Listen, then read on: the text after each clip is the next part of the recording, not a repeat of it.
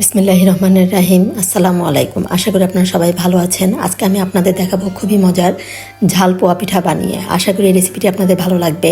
আর এই পিঠাটা বানানোর জন্য এখানে আমি 4টা কাঁচামরিচ, 1টা পেঁয়াজ আর কিছুটা ধনিয়া পাতা এটা ব্লেন্ড করে নিব। ব্লেন্ড করে নিয়ে এখন একটা বাটিতে আমি 1 কাপ পরিমাণ শুকনা চালের গুঁড়া দিয়ে দিব।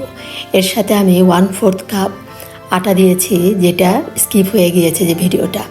আর এখানে 1/2 চামচ মরিচের গুঁড়া, 1/2 চামচ হলুদের গুঁড়া আর 1/2 চামচ ভাজা জিরার গুঁড়া দিয়ে দিলাম।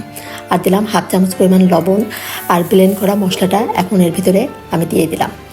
দিয়ে এখন সব একসাথে ভালো করে একটু চামচের সাহায্যে মিশিয়ে নিব। আর আটা বা ময়দা যে কোনো কিছুই আপনারা মিশিয়ে দিতে পারেন, তাহলে দেখা যায় পিঠাটা বেশ নরম হয়। এখন এই যে ভালো করে চামচের সাহায্যে আমি মিশিয়ে নিচ্ছি। ভালো করে মিশিয়ে নিয়ে এখন এর ভিতরে আমি 1/2 চামচ পরিমাণ দেবো রসুন বাটা, 1/2 চামচ পরিমাণ দেবো আমি আদা বাটা। আদা বাটাটা দিয়ে এখন আবার সব মিশিয়ে নিচ্ছি। আবার একসাথে সব ভালো করে মিশিয়ে নিয়ে এর ভিতরে আমি একটা ডিম দিব। এখন ডিমটা ভালো করে সব কিছুর সাথে মিশিয়ে নিব। মশলাটা ব্লেন্ড করার পরে ওই ব্লেন্ডার জারে আমি কিছুটা পানি দিয়ে সেই পানিটা এখানে এই যে নিয়ে নিয়েছিলাম। এখন অল্প অল্প করে পানিটা দিয়ে এই মিশ্রণটা করতে হবে। একবারে বেশি পানি দেওয়া যাবে না, এই পানিটা অল্প অল্প করে দিয়ে আমি সব ভালো করে মিশিয়ে নিচ্ছি। যেহেতু শুকনা চালের গুঁড়ায়, এই জন্য একটু সময় নিয়ে এভাবে ভালো করে মিশিয়ে নিলে পিঠাটা সুন্দর হয়। একটু সময় নিয়ে এই ব্যাটারটা করতে হবে। যে অল্প করে পানি দিয়ে আমি এই ব্যাটারটা করে নিচ্ছি।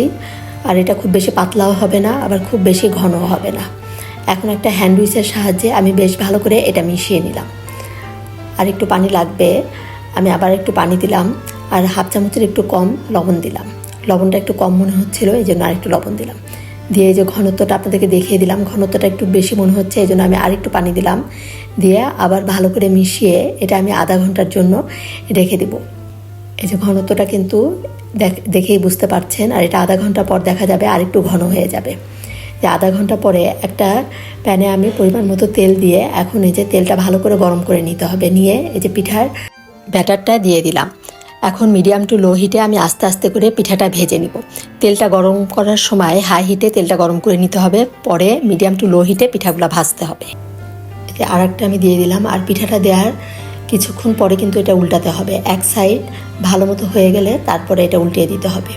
আমি এই যে এইভাবে একটু চেপে নিচ্ছি, তাহলে দেখা যাবে পিঠাটা বেশ ফুলে উঠবে। পিঠাটা কিন্তু খুব সফট হয়েছিল খেতে। এই পোয়া পিঠার রেসিপি যদি আপনাদের ভালো লাগে, অবশ্যই আপনারা আমাকে একটা লাইক দিবেন, কমেন্ট করে জানাবেন কেমন লাগলো। আর যারা এখনও সাবস্ক্রাইব করেননি, অবশ্যই সাবস্ক্রাইব করে আমার পাশে থাকবেন।